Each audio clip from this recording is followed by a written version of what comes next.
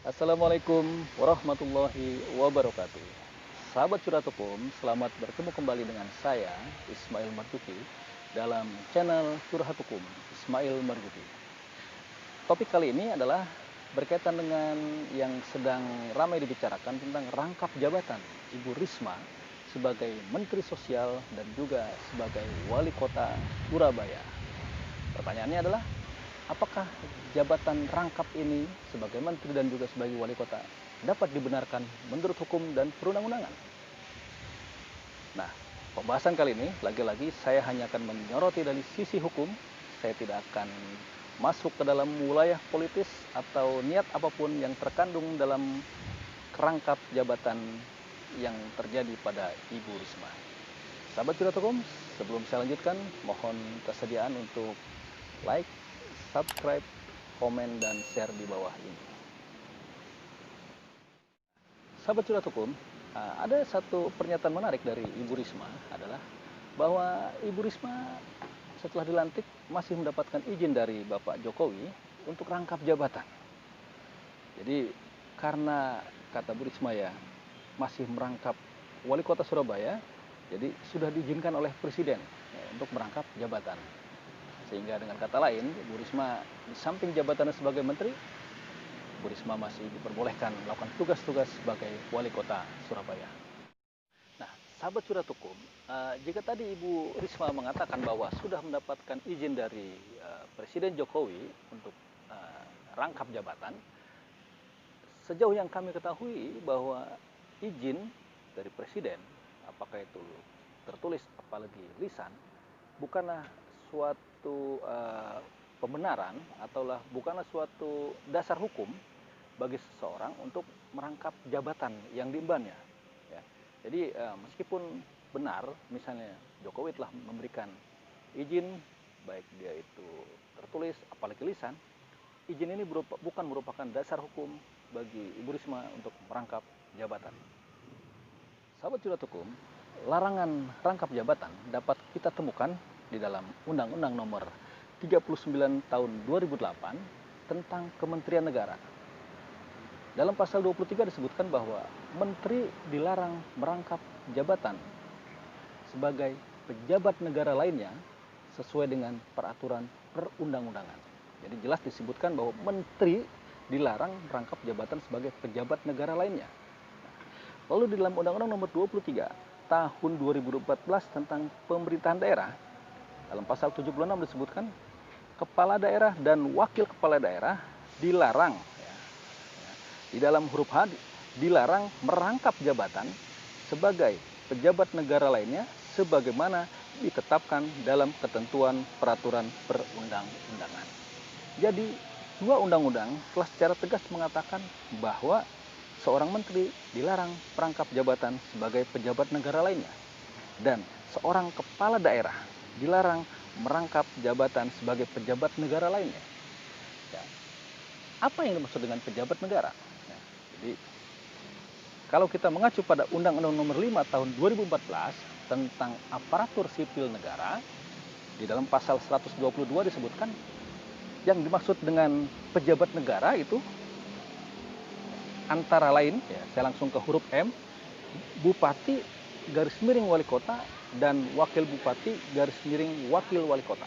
Ya, jadi pejabat negara ya, antara lain itu adalah bupati garis miring wali kota dan wakil bupati garis miring wakil wali kota. Jadi sudah jelas, sangat jelas bahwa seorang menteri dilarang merangkap jabatan sebagai seorang wali kota. Begitu juga seorang wali kota dilarang merangkap jabatan sebagai seorang menteri. Lalu, bagaimana tindak lanjut dari adanya kondisi tersebut? Maka harus ada satu pilihan, apakah berhenti atau diberhentikan sebagai menteri sosial atau berhenti atau diberhentikan sebagai wali kota. Ya. Kalau kita mengacu pada Undang-Undang Nomor 39 Tahun 2008 tentang Kementerian Negara, pasal 24 dikatakan bahwa menteri diberhentikan dari jabatannya oleh presiden karena huruf D melanggar ketentuan larangan rangkap jabatan sebagaimana dimaksud dalam pasal 23.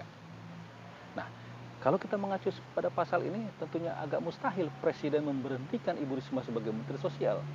Karena beliau baru saja dilantik, baru saja diangkat, ditunjuk, ya.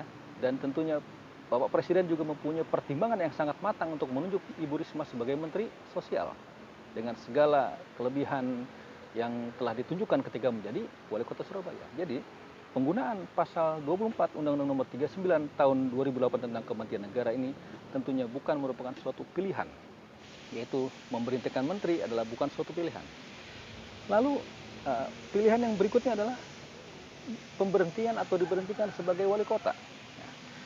Di dalam Undang-Undang Nomor 23 tahun 2014 tentang pemerintahan daerah yang sudah beberapa kali diubah undang-undang ini, ya, di sana disebutkan bahwa kepala daerah dan atau wakil kepala daerah dapat berhenti, atau saya ulangi, kepala daerah dan atau wakil kepala daerah berhenti karena A. meninggal dunia, B. permintaan sendiri, atau C. diberhentikan. Ya, jadi karena meninggal, karena permintaan sendiri, atau diberhentikan. Lalu bagaimana seorang kepala daerah itu diberhentikan? Maka dalam ayat 2-nya disebutkan kepala daerah atau wakil kepala daerah diberhentikan karena, ya langsung saya ke poin E, melanggar larangan bagi kepala daerah dan wakil kepala daerah sebagaimana dimaksud dalam pasal 76. Pasal 76 ada larangan rangkap jabatan.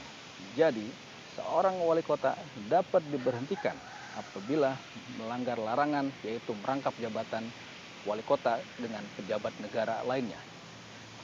Dan yang G, ya, dalam huruf G-nya, kepala daerah atau wakil kepala daerah dapat diberhentikan apabila diberi tugas dalam jabatan tertentu oleh presiden yang dilarang untuk dirangkap oleh ketentuan peraturan perundang-undangan.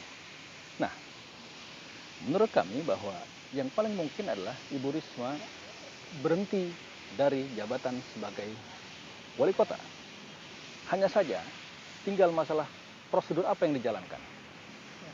Jika wali kota atau kepala daerah itu meninggal dunia atau mengundurkan diri, maka pimpinan DPRD, ya, jadi proses pemberhentiannya, maka pimpinan DPRD mengumumkan dalam rapat paripurna dan lalu menyampaikan usulan kepada menteri untuk mendapatkan penetapan pemberhentian.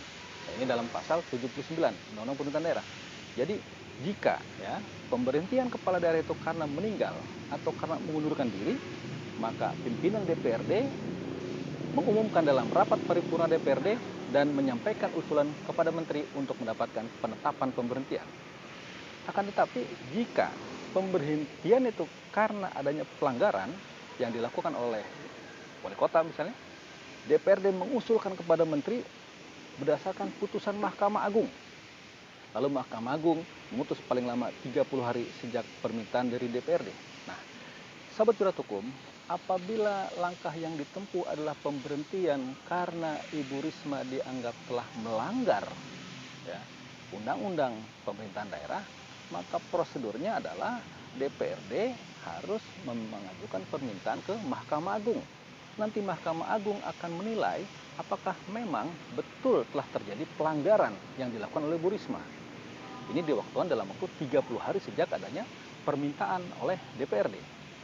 Nah, pertanyaannya adalah kalau memang menempuh prosedur itu tentunya sudah cukup lama, ya. 30 hari itu lama dalam suatu kegiatan pemerintahan.